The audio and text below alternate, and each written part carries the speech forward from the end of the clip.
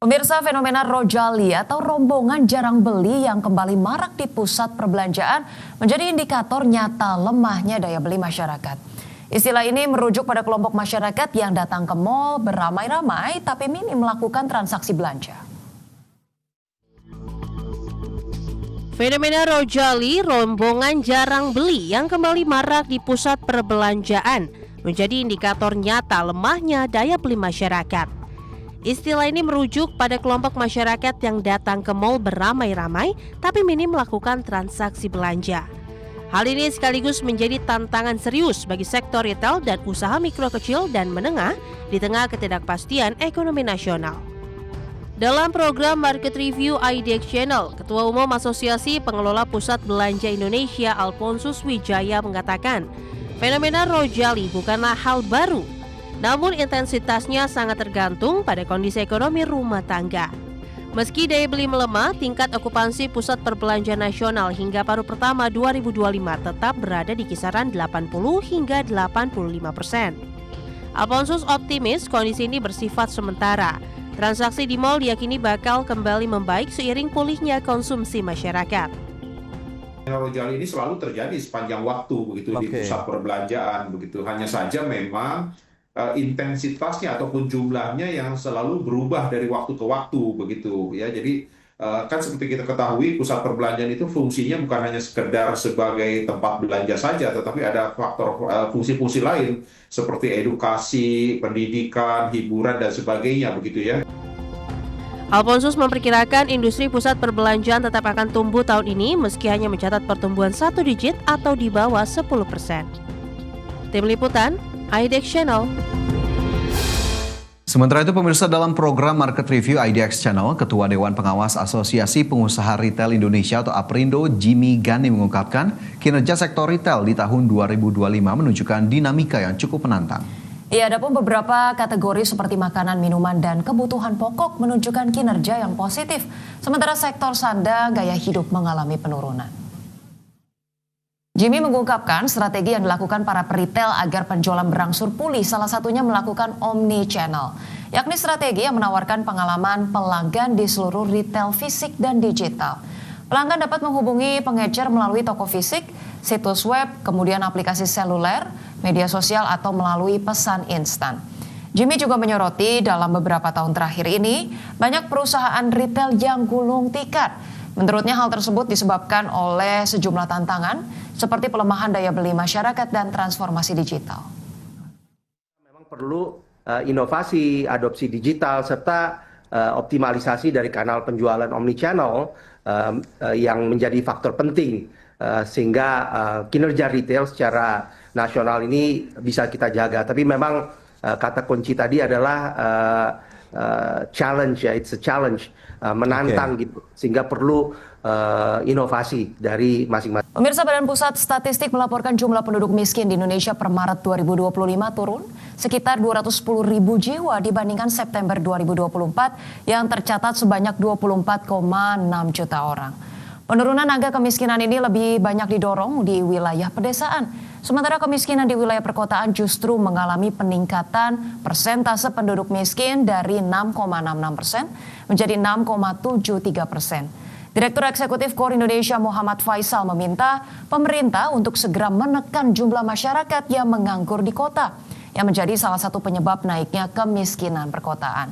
Pasalnya berdasarkan data BPS, meningkatnya angka kemiskinan di perkotaan disebabkan meningkatnya jumlah setengah pengangguran di perkotaan, yakni masyarakat yang bekerja kurang dari 35 jam dan masih mencari pekerjaan. Faktor lain yang turut mempengaruhi kemiskinan perkotaan adalah kenaikan tingkat pengangguran pada laki-laki dari 5,87% menjadi 6,06%. Orang miskin meningkat artinya menjadi lebih parah permasalahannya di perkotaan yang artinya harus segera diatasi secara lebih serius di perkotaan ya. Dan ini juga berkaitan dengan bagaimana pengentasan kemiskinan yang lebih efektif, yang lebih sustainable, yang tidak hanya mengandalkan pada program-program bantuan sosial, tapi harus menyasar kepada program pemberdayaan masyarakat dan perbaikan tingkat jumlah maupun juga Badan Pusat Statistik menaikkan garis kemiskinan di Indonesia menjadi Rp609.160 per kapita per bulan pada Maret 2025. Garis kemiskinan ini meningkat 2,34% bila dibandingkan September 2024. Badan Pusat Statistik melaporkan garis kemiskinan di Indonesia meningkat menjadi Rp609.160 per kapita per bulan pada Maret 2025. Garis kemiskinan pada Maret 2025 ini meningkat 2,34% bila dibandingkan September 2024 yang mencapai Rp595.242 per kapita per bulan. Adapun garis kemiskinan kota sebesar Rp629.561 per kapita per bulan lebih tinggi dari garis kemiskinan di pedesaan yang mencapai Rp580.349 per kapita per bulan. Garis kemiskinan di perkotaan tersebut tercatat naik 2,24% dibandingkan September 2024, sebesar Rp615.763 per kapita per bulan. Garis kemiskinan pedesaan pun juga meningkat 2,36% dari September 2024 yang mencapai Rp566.655 per kapita per bulan. Batas garis kemiskinan yang digunakan Badan Pusat Statistik ini berbeda dengan yang digunakan Bank Dunia. Perbedaan tersebut seiring perubahan metode penghitungan garis kemiskinan yang digunakan Bank Dunia dari standar Purchasing Power Parity 2017 ke 2021.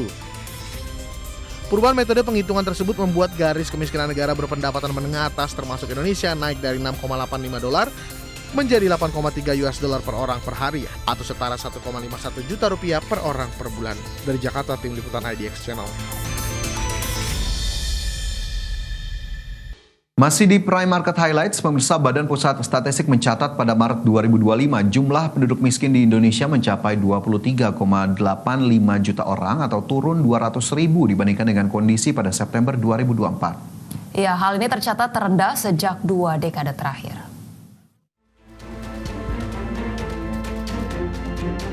Badan Pusat Statistik mencatat pada Maret 2025 jumlah penduduk miskin di Indonesia mencapai 23,85 juta orang atau mencapai 8,47% terhadap total populasi penduduk Indonesia. Jumlah tersebut juga tercatat turun sekitar 200.000 orang, lebih rendah 0,10% dari posisi September 2024 yang mencapai 8,57%. Deputi Bidang Statistik Sosial BPS Ateng Hartono menyampaikan, angka kemiskinan pada Maret 2025 tersebut merupakan yang terendah sejak 2 dekade terakhir. Sebagaimana diketahui untuk pertama kalinya Indonesia menginjak angka 8%-an untuk masyarakat kelompok miskin sejak September 2024, yakni mencapai 8,57% setelah tahun-tahun sebelumnya berada di atas 9%. Tingkat kemiskinan di Indonesia pada Maret 2025. Maret 2025 jumlah penduduk miskin di Indonesia sebanyak 23,85 juta orang atau turun 0,2 juta orang dibandingkan dengan kondisi September 2024. Nah, dari sisi persentasenya, penduduk miskin terhadap total populasi atau total penduduknya pada Maret 2025 mencapai 8,47%, atau jika dibandingkan dengan September 2024 yang lalu turun sebesar 0,1 persen poin. Di sisi lain, secara rinci persentase kemiskinan di pedesaan tercatat turun 0,31% dari 11,34% pada September 2024 menjadi 11,03% pada Maret 2025. Sebaliknya, persentase angka kemiskinan di perkotaan tercatat naik 0,07% dari 6,66% pada September 2024 menjadi 6,73% pada Maret 2025. BPS sendiri membeberkan profil angka kemiskinan dilakukan melalui Survei Sosial Ekonomi Nasional atau SUSENAS yang bertujuan untuk mengungkapkan data tentang kondisi sosial ekonomi seluruh rumah tangga di Indonesia.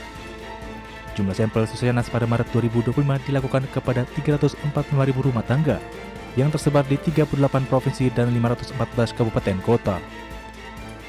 Dari Jakarta, tim liputan IDX Channel.